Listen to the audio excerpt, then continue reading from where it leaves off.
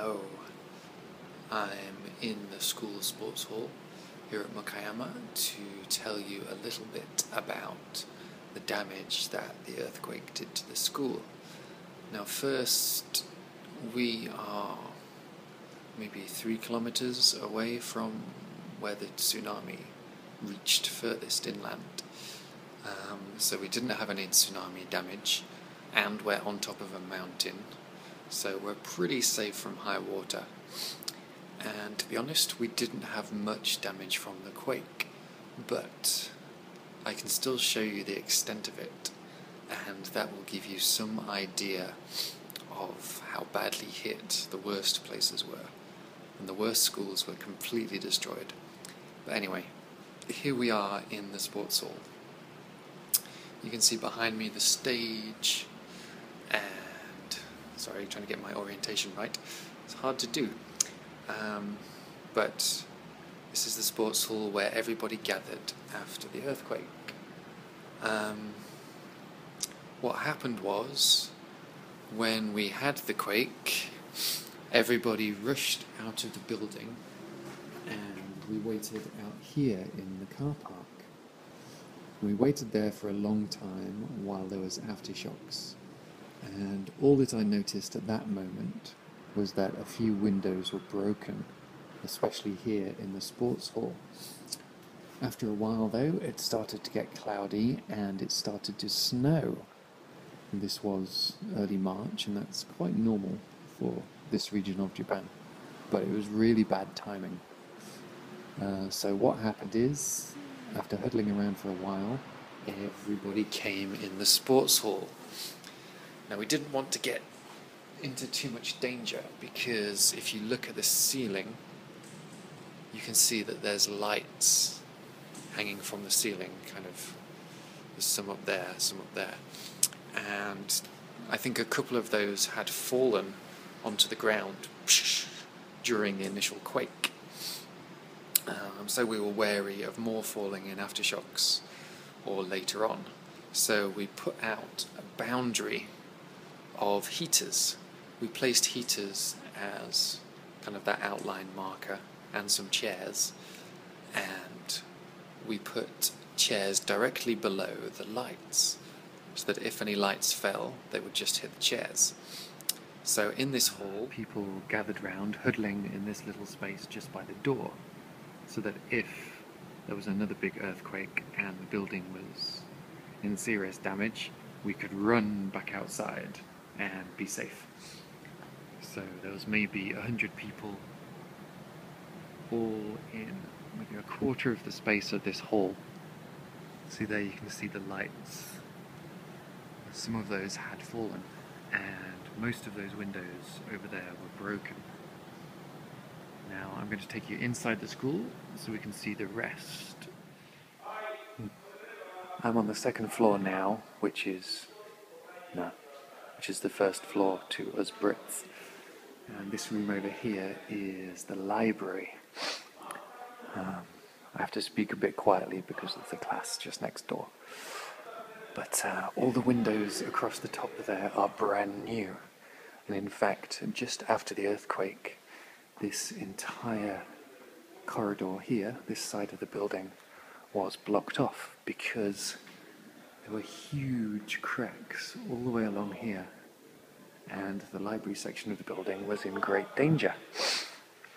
So they had a huge renovation, and they've redone the library. Like I said, all these windows are new, and if we risk walking a bit further, these cases here, these are new cases as well. I can't go any further because the door was open. But this was the most damaged part of the building, and on the ground floor below and the top floor above us, they were also marked off, but people could access the media room when needed, but it was all supervised. So that was the worst of the damage. But if I walk around the school, as I'm going to, you'll notice these little green strips with a number next to them, and what you probably notice is that there's a big crack. Now please keep in mind that this is about 18 months after the earthquake, and major repairs here have been done, and other little repairs have been done, but these cracks are still left. That's how much we've had to repair, and this isn't the only one. If you follow me, as you have no choice because I'm taking you, you'll notice that there's more and more. There's another crack there with no label. Well, that's labelled. They're labelled. The rest are on the other side, so I'm going to go upstairs now and show you the ones upstairs. Hopefully there's no lesson on. But here's some more on the stairs. Look at that number 43. 42. 41. I can tell you that in the past 2 weeks, I think, they've done a lot of work on these cracks and gotten rid of a lot of them. But there's still plenty left, which just shows you how much work they've had to do. There's another one, number 4, number 5, number 6, 7. Over here is number 1 and number 3. You might notice some of the numbers are repeated. That's not really a surprise. I'm not sure of the counting system, it's a Japanese thing, but I'm sure there's a reason behind it.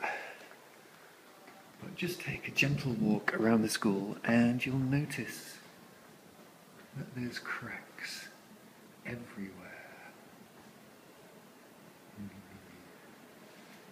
There's some in the toilets as well, but I'm not going to go in there. Here's another one, just ahead of us down here. If we just take a peek out the window, that's where we just were. The sports building is over there. That's where we gathered after the earthquake. But hopefully, if the definition is high enough, you can still see some cracks here. There's one there. There's another lesson, I have to be quiet. But straight ahead, those double doors, that's the entrance to the music room.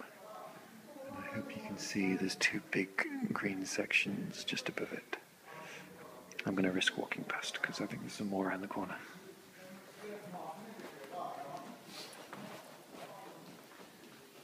Hopefully no one noticed.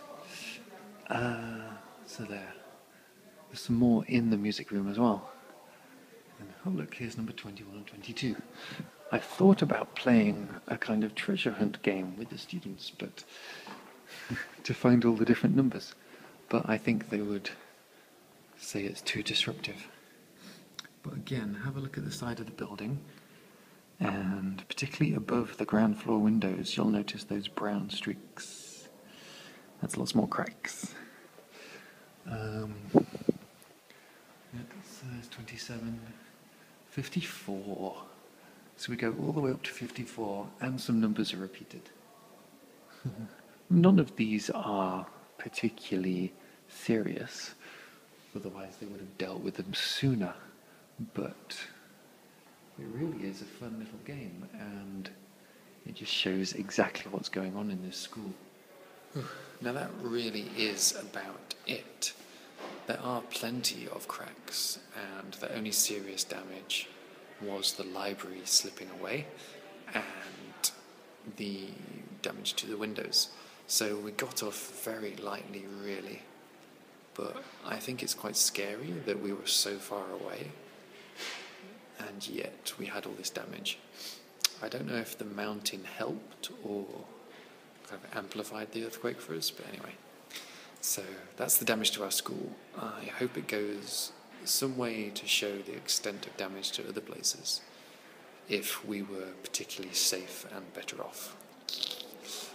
So just imagine how much it cost the school to repair this, and then imagine how much money would help other people. Yeah, it's quite immense. I mean, I still try not to think about it a lot.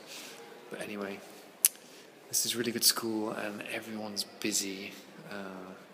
I want to post more updates to... Oh, look, there's another one. Oh, I'm not used to this backward camera. Ding, ding. So I'm going to go and post this, and hopefully I'm going to do a series of videos until the end of the Indiegogo project, just to give you guys something interesting to look at. Hopefully not my face, because my face isn't interesting. Okay, so peace.